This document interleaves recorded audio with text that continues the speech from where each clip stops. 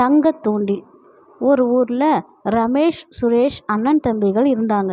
அவங்க 2 பேரும் மீன் பிடிச்சு வாழ்க்கை நடத்தினாங்க.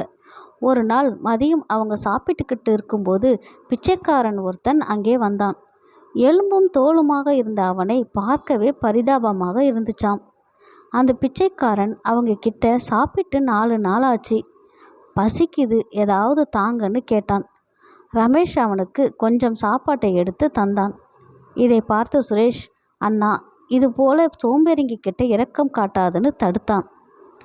அதை கேட்காம ரமேஷ் சாப்பாட்டை கொடுத்தான். அடுத்த நாளும் அதே போல் சாப்பிட்ற நேரத்தில் பிச்சைக்காரன் வந்தான்.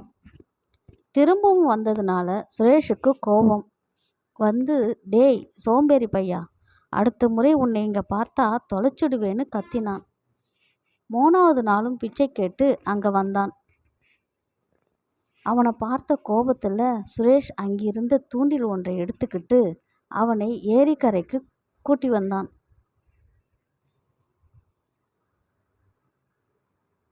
இப்படி பிச்சை எடுக்கிறியே, இதெல்லாம் ஒரு பிழப்பா? உனக்கு மீன் பிடிக்க கற்றுத்தரேன், இந்த தூண்டிலை வச்சு பொழைச்சிக்கன்னு சொல்லி மீன் பிடிக்கிறது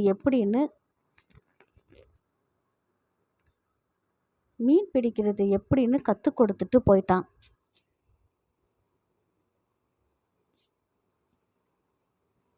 பல நாளாக அந்த பிச்சைக்காரன் வரவே இல்லை.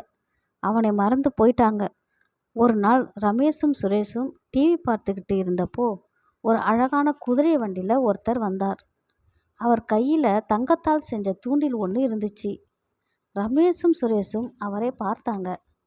தங்க தூண்டிலை எனது பரிசாக வச்சுக்கோன்னு சுரேஷிடம் கொடுத்தாரு. தன் வீட்டுக்கு வந்த பிச்சைக்காரன் தான் இவன் என்று ரமேஷுக்கு தெரிஞ்சுது. அவனுக்கு சரியான கோபம்.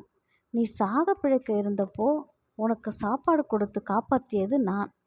எனக்கு தான் இந்த தங்கத்தூண்டிலை தரணும், எனக்குத்தா என்று கத்தினான்.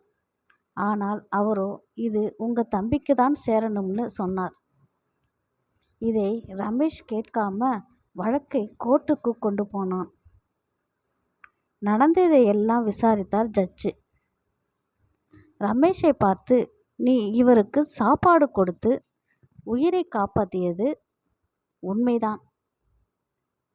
ஆனால் உன் தம்பியோ இவர் வாழ்வதற்கு வழிகாட்டினார். அதை பயன்படுத்தி இவர் பெரிய பணக்காராகிட்டார்.